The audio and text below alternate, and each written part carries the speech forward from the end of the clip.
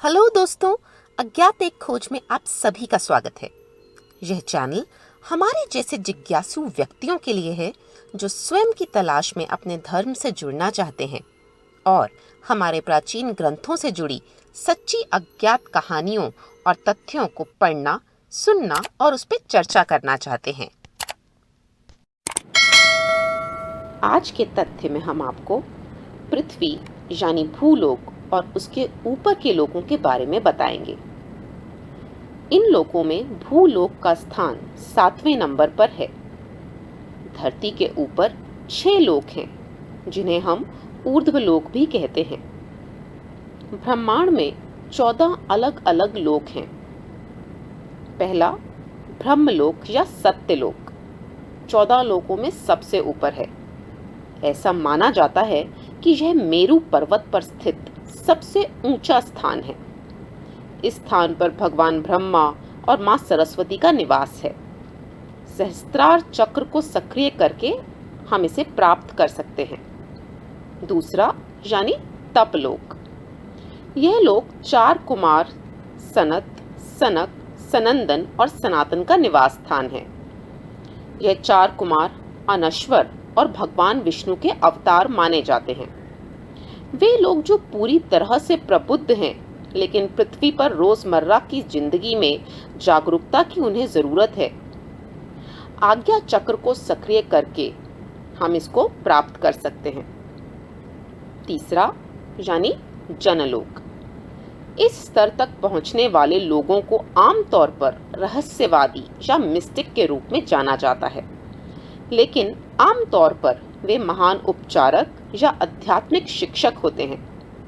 विशुद्ध चक्र को सक्रिय करके हम इसे प्राप्त कर सकते हैं।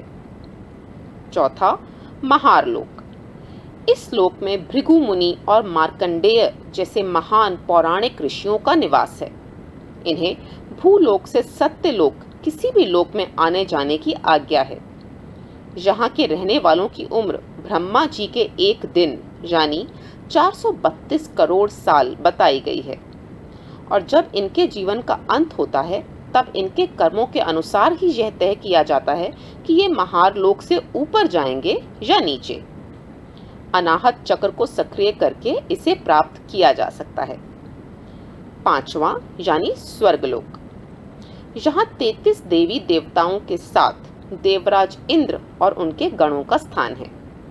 यहाँ अकल्पनीय धन, इच्छा पूर्ति के पेड़, लंबा जीवन काल और बीमारी से स्वतंत्रता इत्यादि के साथ साथ कई और चीजें हैं।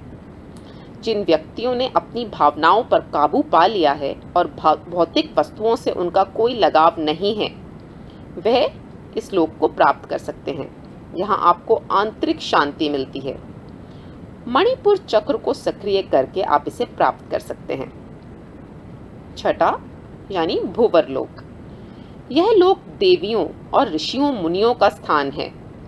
यह विभिन्न तरीके से देवताओं की सहायता करते हैं और कभी कभार भूलोक पे जाने की इन्हें अनुमति होती है। इनके अनुसार कर्मानुसार इन्हें देवताओं का पद या मनुष्य या उससे नीचे के लोकों में जन्म भी मिलता है। भूवरलोक में 8 अन्य लोक शामिल हैं।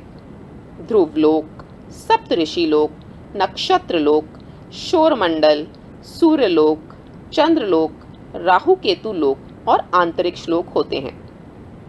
पृथ्वी पर जन्म लेने वाले लेकिन अपने जीवन में संतोष और तृप्ति पाई जिन लोगों ने और जागरूकता की उच्च अवस्था रखते हैं, वह इस लोक को प्राप्त करते हैं। स्वाधिष्ठान चक्र को सक्रिय करके आप इसे प्राप्त कर सकते हैं।